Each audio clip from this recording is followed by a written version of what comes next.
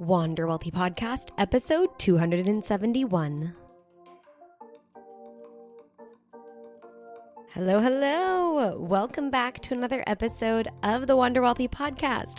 My name is Tess Wicks. I'm the host of this show, founder of Wander Wealthy, and financial coach turned business coach for all of my fellow money coaches, wealth coaches, and financial coaches out there in the world. Whether you're brand new to this industry, to this market, to this world of online entrepreneurship, or you've been hanging around for a while, but you're looking for your community, your people, and mainly a mentor who can help guide you and help assist in any way, then this is the place for you. On this show, we talk all things building a money coaching business, from how to really know your ideal clients and make sure that you're able to build an amazing program that is suitable for them, that's going to get them results and really deliver on what you promise, to how to market and sell that to those ideal clients and everything kind of in between. You're going to find it here on the show, and there's hundreds of episodes for you to dig into if you're brand new. So go check those out. This week, I wanted to share something for those who you have something to sell, but you're not quite you don't feel like your sales conversations or sales calls, whether that's happening in the DMs, via email, or you're actually having conversations with people, you don't feel like you're really nailing it. You might be making sales here and there, but if your close rate and kind of industry average, what you really want to look for is around 20%. But for many of my clients and myself, we're usually well above 50% close rate when we are actually having that wanted and consent-driven sales conversation. So if you feel like you're not getting those kind of close rates, or you're just not really feeling awesome about the sales call, you feel like you could be really improving it, then this episode is going to be for you, because I'm going to share kind of a mistake that I see a lot of money coaches. I've had these conversations with my clients. I've also made this mistake too in the past. There's a couple mistakes kind of in here, and ultimately the solution, the secret to closing more sales with your money coaching. So that's what we're going to dig into today. If you're at that point in your business, then this is an amazing episode for you to be listening to. Now, before I dive in, I do want to mention that we're still leading up to a big launch for the Coaching Framework Builder. It is my self-paced program that I'm putting together for all of you who want to build a results-driven money coaching program that is also based on, a methodology, a framework that ultimately you are going to create. And if you're sitting here going, well, I don't know how I would even do that. Like, who am I to be coaching? How do you just create a framework and then sell that in a program? That's exactly what we cover in this program, in the Coaching Framework Builder. You're going to learn how simple it can be. I mean, simple in the sense that, it's really about putting it together and packaging it and naming it. How simple it can be to actually own and be the founder of something that is truly transformational for your clients. And then also how to package that and how to put it together and deliver it to your clients so that it truly is impactful. This is something that so many people miss and really need in their business. And I wanted to create a standalone program that you could go through at your own pace. It's one of the number one questions, and also pieces of things that people are curious about when they come to hire me and work with me one-on-one. And I thought, while I'm on maternity leave, I'm going to package that up and give that to you. So you're not, standing in your own way, keeping yourself from getting more clients or having more of an impact on your clientele because you're missing out on this crucial ingredient, which is having an amazing framework that you can create a package around. So the Coaching Framework Builder is perfect for you, whether you're brand new to the industry and you're not really sure what money coaching looks like, how you would ultimately create a program and deliver it. We're going to teach you exactly how to do that and show you that you do know far more than you believe you do to create your very own methodology or framework or whatever you want to call it. We use kind of all these terms interchangeably, but it's also perfect for those who have been coaching for a while. And maybe you find yourself kind of stumbling and struggling to articulate the value and the transformation of your work because you don't have that framework put in place. And so if you're not sure what that looks like, or you really just want to make sure that your framework is truly transformational, then the Coaching Framework Builder is going to be an amazing experience for you to go through to challenge yourself and also give yourself a timeline and a deadline to get that done and get that kind of solidified, put in place, and launch it out to the world so that now you have a little bit more of a structure around the coaching that you're potentially already doing. So if you want to learn more about the program and be the first to know when it is officially launched, go to wanderwealthy.com/framework. You can jump on the wait list. I am launching it in August. So it is in the works right now, under development. And there's just some kind of last minute or last finishing touches, I should say, things that I'm putting on it to really make sure that, you're getting what you're paying for and you're getting all of my best, juiciest stuff and a lot of the super exclusive stuff that I only share within the Wealthy Coach Blueprint, which is my signature program that's on pause for the next year while I bring life into this world. So wanderwealthy.com/framework to get on the wait list and kind of be the first to get more information and the opportunity to sign up when it launches. All right, let's talk about the secret to closing more sales with your money coaching. Now, it's a bit ironic, or is it? Did I plan this? That I just shared about the framework builder and the importance of having a framework. And that essentially is a major piece of this solution, of this secret. But really what the secret is, and I want you to think about this in the terms or in the scope of your sales conversations, what you need to be able to offer in these conversations to help really make the person go, ooh, I need that, is tangibility. Okay? Tangibility in your messaging and how you talk about your offer, and also how you link where the person, what would we call them? The potential client, I suppose. The person on the other end of the call or on the other end of the email or the message. How you link where they're at, the problems that they're having, the fears, the pains, the goals that they have for themselves to the solution that you can provide, and show them that tangible link so that they can really make that connection. And in that process, make that decision to invest to work with you. Okay, so many of us are missing this key thing. And we're missing it because it's not so obvious and it's not easy to kind of pull together, right? So I'm sharing with you tangibility, have tangibility, and you're probably Tess, but what does that mean? What is it? Give me the tangibility of the tangibility. Make that tangible for me so I can go and implement it. And I'm going to do my best to share exactly how to do that.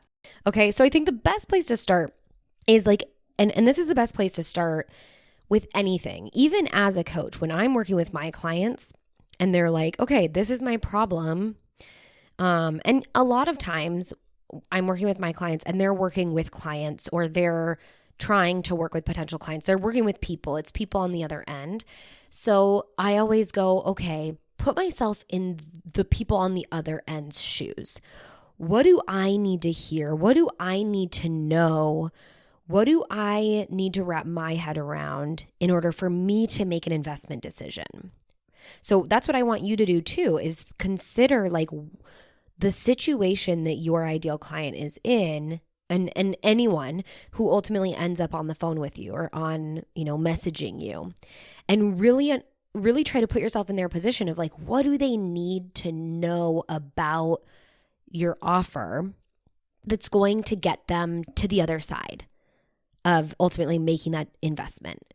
Because when people are sitting there trying to make a decision, they've made the decision like 80% of the way, right? They've made the decision so much so that they've signed up to have a call with you, or they've reached out, whatever it is. And that takes a lot. So they're pretty bought in, but you just need to get them the remaining 20%. And I find, again, that bringing tangibility into it can really help. Basically, what your job is at that point is to help them see those links between where they're at and how your solution is going to get them where they want to go. And again, you want to try to provide the tangible links, and we're going to talk about that. Or it's to help them overcome their objections, which is kind of like, I guess, the opposite side of, I have a goal, here's where I'm at, here's where I want to go. It's the opposite of that in a way, where it's like, okay, here's where I'm at. This is what I'm afraid could happen, or this is what I'm afraid you're going to make me do, or this is what I'm afraid, like, I'm actually afraid I can't even afford this. And then you want to tangibly help them problem solve those fears that they have to show them that it is possible. And again, make it tangible for them. Make them really be able to like sink their teeth into it. And the reason why tangibility, and like this should be a drinking game, because I don't know how many times I'm going to say this on this episode, but the reason I think it is so important when it comes to coaching is because coaching is such it is very nuanced. I mean, everyone, even coaches, think about coaching very differently, and it can look a lot of different ways. And it's not very tangible, or a lot of people are lacking that tangibility because a lot of people just think that coaching is like showing up and talking for an hour. And for the people who are investing in that, although that can be extremely helpful, right? There's a reason why we invest in talk therapy, right? It could be extremely helpful, although we are not therapists and we're not giving any sort of therapy, psychology, any of that, but it absolutely can be helpful. It's not so tangible that it really helps drive the decision-making of that investment. So a lot of people are lacking this tangibility, either because they actually don't have something to offer beyond, well, we're just going to jump on the phone and we'll see where you're at and we'll go from there. Or they don't know how to articulate it. They don't know how to wrap it up and deliver it in a way that makes it tangible, but not overly specific in an overwhelming or desperate sort of manner. So that's where it can go. You can either be a little too vague because you don't know how to talk about your offer. You don't know how to talk about it without, saying this is going to be really hard work and you're going to want to give up. And then like you recognize, well, maybe saying it that way is not going to let people feel like they can even do this and want to invest. Or maybe you just don't have like specific things that you're offering other than getting on the phone and problem solving from there. And so that's one side of it. You stay too vague. Or a big mistake that money coaches make, especially because we're over analytical human beings and we want to kind of cross every T and dot every I and check every box, is we get a little bit too detailed. We get a little bit too in the weeds when we start to talk about what the client is going to get and talk about the offer. That almost, from a client's perspective, again, put yourself in their shoes. The client, the potential client, the person on the other end of the sales conversation is either going to go, this is, they're like almost overly explaining to the point where it feels like maybe I should be concerned, like maybe there's some red flags here. Or, and what happens far more often is the person on the other end isn't ready to hear all of those details. They're not ready to ingest all of it because they haven't made the investment yet. And even when they do make the investment, you're going to slowly introduce them to the steps and the things they need to learn, the steps they need to take, the specific things that they need to do and implement to get results, right? But in the sales call, it's a very short amount of time where you're just like kind of word vomiting all over them. That's a bad picture. Don't imagine it. But you're just giving it all, right? Getting it all out there, the entire program, where then the person, like, eyes glaze over, they get overwhelmed. They go, this sounds hard. This sounds complicated. This sounds like way too much. I don't think I can do this. And so what happens is, like, in that sales conversation, we try to go through the entire program in a 20-minute, or less, right? Because even just the part of the conversation where you're just talking about your offers, maybe 5 minutes, right? So in 5 minutes, you're trying to give them and articulate all this stuff that it takes most people, between, and again, this depends on the term and the length of your program, but 3 months to 6 months to maybe even 12 months to get through. So if you start getting too in the weeds and too detailed, going through a 6-month-long program, it's going to naturally either bore them, because honestly, like, money stuff is interesting to us, but frightening or a little bit mind-numbing to other people. Let's be honest here. So it could bore them, or what happens most is it overwhelms them and they feel like this isn't something I can actually do. So I always try to put myself into the person's shoes of, like, if something isn't happening, if something isn't going right, what might they be experiencing, and how can I kind of circumnavigate that the next time around? Okay, so tangibility.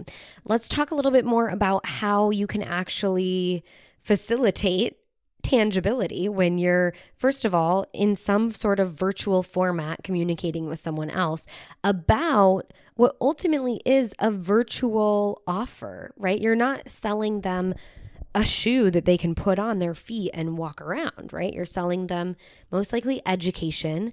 You're selling them most likely accountability, and you're selling them most likely, the end result that they're going to walk away with. And yeah, you're also going to be selling them some of your time. You're going to be getting on the phone with them, or however you conduct your coaching. You're going to, actually deliver them tools and calculators and stuff. But those are the funny things that, they can push someone over the edge, but they're not usually like the main thing that you really need to work on articulating, because most likely on your sales page or in your marketing materials, they've seen all those other things that you can offer. And that's something I highly suggest that you do show, right? Give someone a tangible visual of what they're going to be able to download onto their computer or access from their phone. Do all that in your marketing, because that's what gets them to sign up. Also being able to articulate the transformation. But when you're on the phone with them, again, it's really about adding tangibility to the transformations and the results they're going to achieve. Okay, so how can we do this? Well, instead of overwhelming with all the nitty-gritty details, what you want to do is you want to name and reference, okay? So when you're in a sales conversation, and the typical kind of outline, I suppose, or rhythm that we like to follow in sales conversations over at Wonder Wealthy and the Wealthy Coach Blueprint is that, we like to understand where's the client starting from? Where are they at right now? What's going on in their life? Then we like to understand where they want to go, right? What are their goals? What are they trying to achieve? And then we dig into what's getting in the way. Okay, so those are the three main things. Where are they at right now? Where do they want to go, right? Because we're in coaching, we're always focused on the future. And then what's getting in the way? And we make hella notes when we're having these conversations to really understand these kind of trigger points for them of what they really are experiencing. Okay, and then this is where what you need to do is you just need to listen. You just need to listen to the person on the other end to get all of those golden nuggets, because those are golden nuggets for you. So don't zone out when someone starts sharing with you, this is why I can't do this, or this is why I can't do this. Instead of going, oh my gosh, more excuses. I hear the same excuses every time I get on a sales call. Really see this as an obstacle that now you have the solution to overcome, right? Because for them, it is a hard thing. And maybe for you, you're thinking about it like, oh, it's just an excuse or whatever. But for them, it's truly an obstacle that's standing in the way. And ideally, your program has a solution to help them overcome that. And then that's how we can tie that back when we get there. Okay, so listen. You have to open your mind, take all the notes, and really listen to what's coming up for them when they're sharing with you, what are their goals? What are their hurdles? What are things that they know they should be doing that they're not, or they feel like they're maybe doing wrong? And then what you need to do, again, instead of when you get to the point where you start talking about your offer, instead of overwhelming them with all of the details of, okay, in month 1 and month 2, all the way through month 6, these are all the things we're going to do, all the calculators you're going to get, all the calls we're going to do. Instead, all I want you to do is name what came up for them and reference to what you have to help remedy that solution. That's how you tangibly tie their issue, their problem, their fear, their goal to the solution that you have. And that helps the penny drop for them to go, okay, this is something I need. Because every single thing that you've shared now, or they've shared, every single thing they've shared on the phone with you or in the message with you, you are acknowledging, and then you're sharing back the solution you have to overcome that.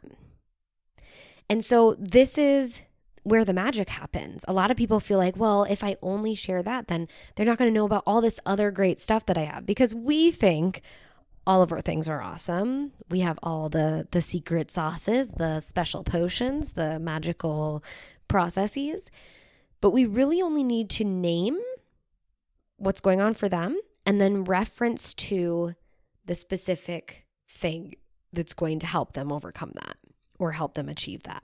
So a lot of you might have been listening very carefully and started to develop maybe your framework, your methodology, even just like a step-by-step process that you have that you would want to, share and explain on this call. And you can do that, but most likely that step-by-step, whatever you ultimately call it, is probably delivered in your marketing materials. They probably have had their eyeballs on it somewhere, and that's what's gotten them to take this next step. And if not, you can always ask, like, okay, this is great. We're going to start with this specific problem. Quick question. Have you had a look at my framework and the process that I take my clients through from a high level, and just see? And if they're like, yeah, I know all the, there's 8 modules or whatever, then that's fine. Then keep going from there. If not, you can always say like, okay, I'm going to send that to you. We're not going to go through each of those right now, but I want to send that to you just so you have that available and you can reference it, or you can tell them like what URL to go to if you want them to be able to reference that. But it's not something that a lot of us think, oh, okay, once we put our framework down on paper, once we outline our step-by-step methodology, then we have to rattle that off in the call. No, that's even too overwhelming sometimes, depending on how detailed it is. That can be too overwhelming for the potential buyer. So instead, you can reference the name of your framework, and then maybe when you're tying one of their problems or one of their fears or one of their goals to a solution, maybe it's a solution within a step of your framework. And what I want you to do is go an extra step and name that process or solution. And maybe it already has a name. Maybe it's like a commonly known solution that's out there, and so you just use that name. Or maybe it's something that you've created and, you've added your different twists and turns to it that make it unique and make it work for you and your ideal clients, or specifically for your ideal clients. Then take it and put a name to it and say, I'm going to, this is what you shared with me. So you're naming their thing, their issue, and what you're going to get when you join XYZ program is I'm going to take you through my X step name, right? Like naming your thing and what it'll ultimately do by the end of that is get you the relief of whatever. So I'm not being super specific here because I haven't thought of these examples yet. But I do have some examples that I'll share with you later on in this episode to further kind of show you the mistakes versus what to do.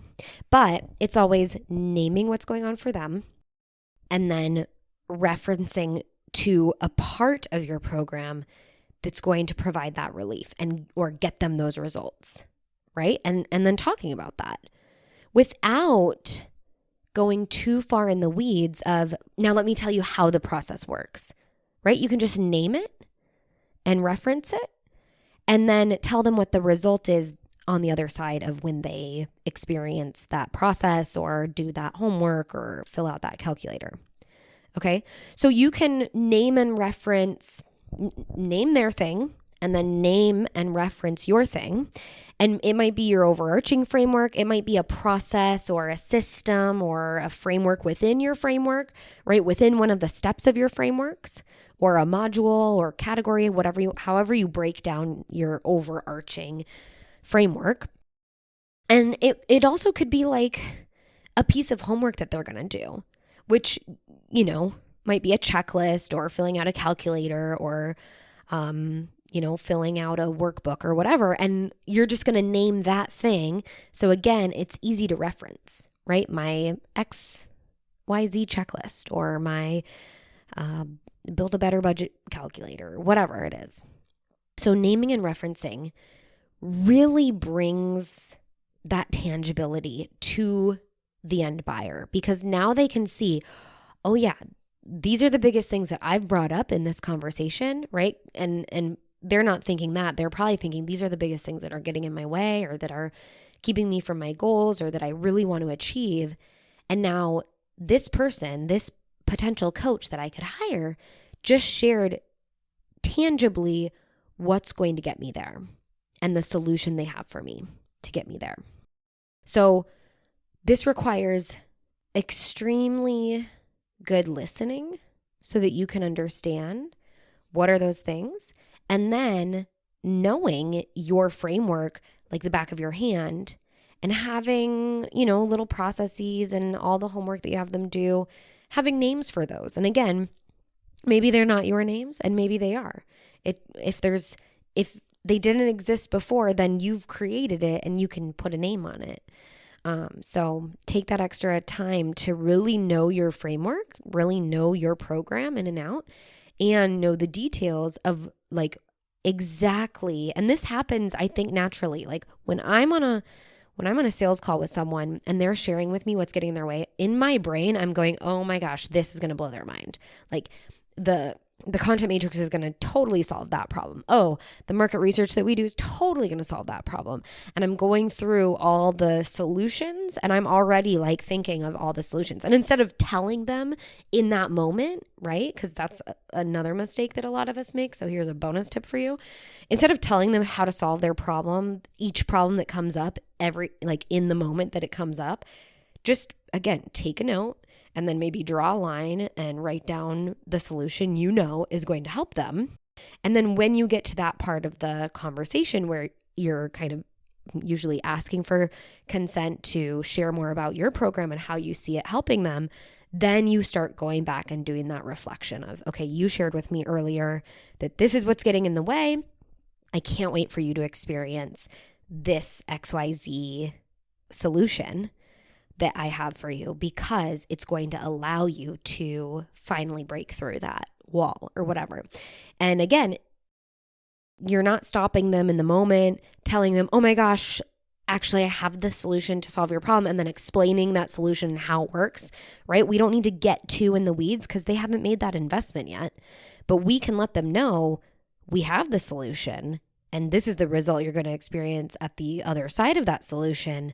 And, just the confidence behind that really helps them go, okay, I feel safe here. I feel ready to invest in this person, in this program, because it's all there for me.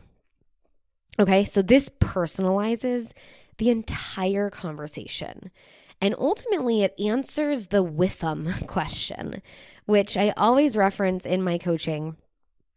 When I'm talking to my clients, I always say, you have to think about your prospective clients and whether you're creating content for your social media, or you're writing a sales page, or you're having a sales conversation, or you're even having a coaching call, you have to know that they're there for very selfish reasons. And that's okay, right? That's like why we do this job, is because we're trying to help them, right? So they're there because they have concerns about themselves. They have concerns about their situations. They have goals they want to achieve. And the purpose of having a conversation with you is to try to get some value out of it, is to try to understand what's in it for me. WIFM, WIFM, right? Everyone's thinking, what's in it for me? And you need to tell them what's in it for them. So remember that in your sales conversations and everything else, like marketing. I always say, like, it's okay to be personal. It's okay to share a little bit about you and, share behind the scenes. But always remember that people are watching your stuff from the mindset and from the kind of perspective of what's in it for me. What am I getting from watching their stories or watching their reels or whatever it is from a marketing perspective? And same with those sales conversations. So the way that you're kind of answering that for them is using this name, and reference. So name their situation, name your solution, and reference to that solution so you can make that tangible connection.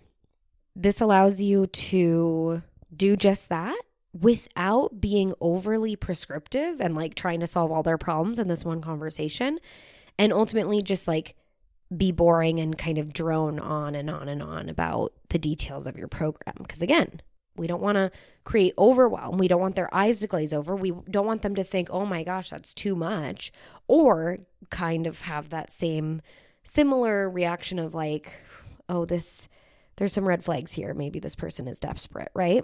Which I think rarely happens. I think it's more of just the overwhelm. But we want to be personalized and tangible enough that allows them to really feel like they're going to get a program they can sink their teeth into and get results from, because it's not so vague. They don't really know, like, is this going to work for me? Okay, so I said that I would share a couple of examples of how to do this. So instead of when you're referencing your solution, instead of saying, okay, so first what we're going to do when we meet, we'll pull all of your bank statements, your credit card statements, your benefit statements. You're going to upload all of these documents to me, and I'm going to go through them, and we'll kind of sort through them and put them all in a spreadsheet. Like, instead of doing that, right? I could drone on and on and on about the actual process and how we implement this process. Instead, I'm going to name and just reference that name, basically, okay? So instead, it would look like, so when we get started, I'll have you go through my one-sheet money checklist to pull together all the information we need and get that on the same page so we can assess where you're starting from. How does that sound? Okay, so it's much more simplified, and instead of me explaining what's on the checklist and what I'm going to have them do, every single check mark they need to make, which makes their eyes glaze over, I'm just referencing this named deliverable that they're going to get that's going to simplify this process for them. And then the ultimate end result is that it'll help us assess where they're starting from, which for a lot of people they have no idea where to start and they feel very overwhelmed by how to start. And so this is kind of addressing that problem. So if you're on a call, I guarantee you've probably talked to someone who's like, I just have no idea how to start or where to start. And every time I sit down to try to figure it out, I get overwhelmed and then I give up, right? So you jot that down, even though you probably heard it every time and you're like, oh, what an excuse. Nope, jot it down because it's a real problem for them. And then you reference that, you name their problem, you name your solution, and you make the reference and draw that tangible line. Okay, here's another example. So instead of you going, okay, then we'll look at how much money you're making and how much you spend, decide what you could spend less of, carve out space for you to be saving money. And also we're going to focus on paying off debt, right? And again, you could drone on and on about that entire process. Instead, I want you to go. Next, you'll be introduced to my magic spending plan, a simple budget to help you manage your spending without cutting out everything that you love. Like you shared with me, you didn't want to miss out on all the good things, and also save for what matters most while crushing your debt simultaneously. How does that sound?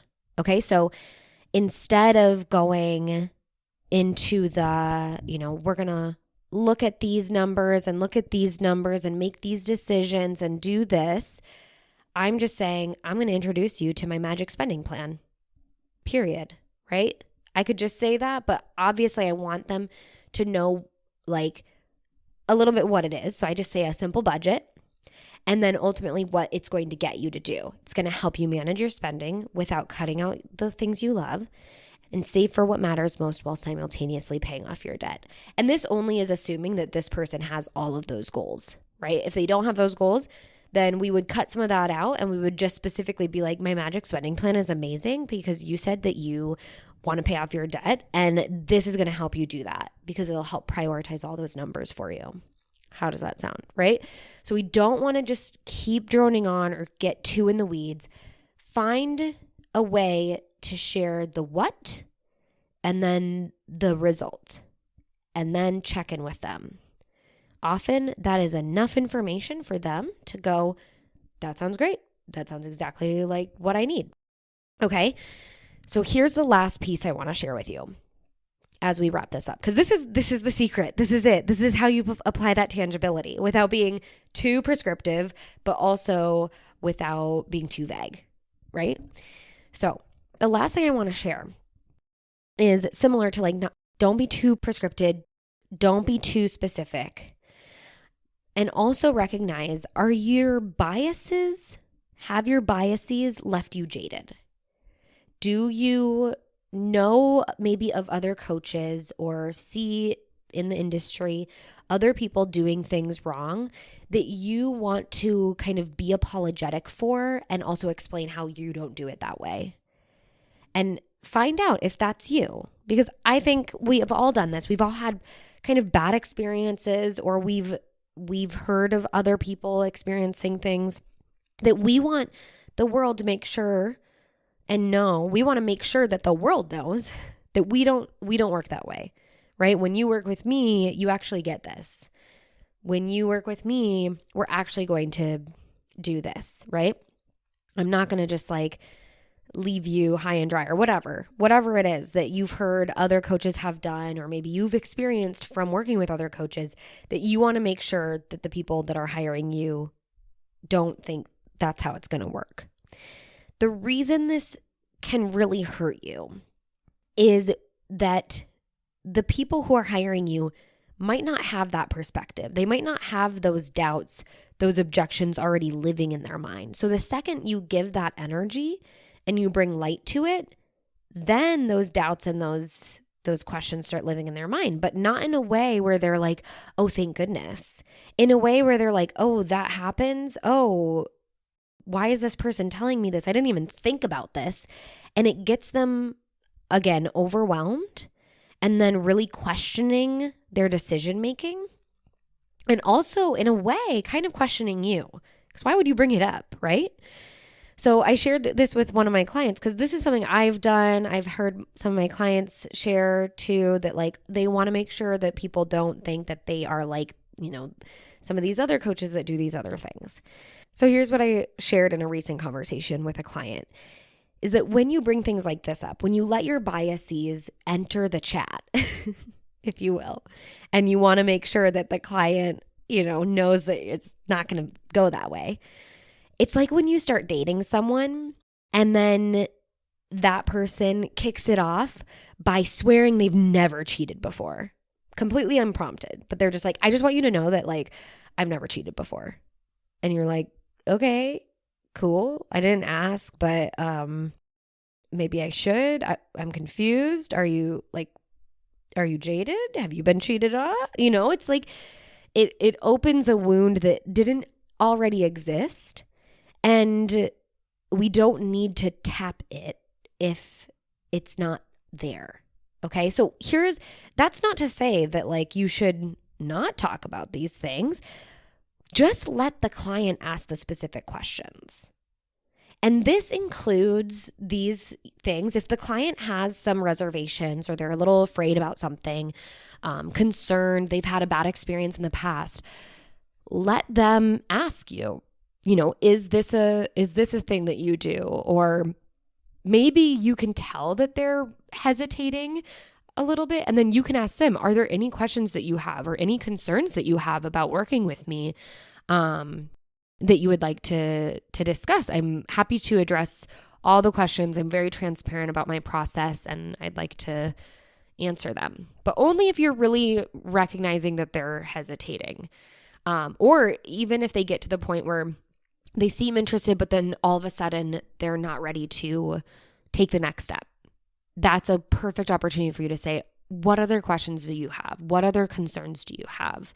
I want to address them to make sure that you feel confident that this is going to work for you. Okay? But otherwise, no need to bring up old wounds if maybe the client doesn't have that. Maybe they aren't even concerned about that. Okay? The other thing that this relates to is a lot of the logistics or how things really work, you don't necessarily need to dig into unless the client has specific questions about that, the prospective client. Because a lot of them, logistics-wise, you might already have covered that. And most likely you've covered that on your sales page and your marketing. This is a 12-week program. We're going to talk once a week. We're going to do accountability. And maybe they'll be like, okay, but how does the accountability work? And then you can go into that. But if they're not asking, you don't need to explain how the accountability works. Because unprompted, that's just additional information that can lead to overwhelm instead of clear, decisive decision making. So even though it might feel important to you to explain to them how everything works, don't worry about being too forthcoming with all that information, not because you want to hide it, but because you just want to make sure that the client has everything they need to make the best decision, but they know what they need to make that decision. And if they feel like they're lacking it, they will ask for more specifics around the logistics. How many times are we going to chat again?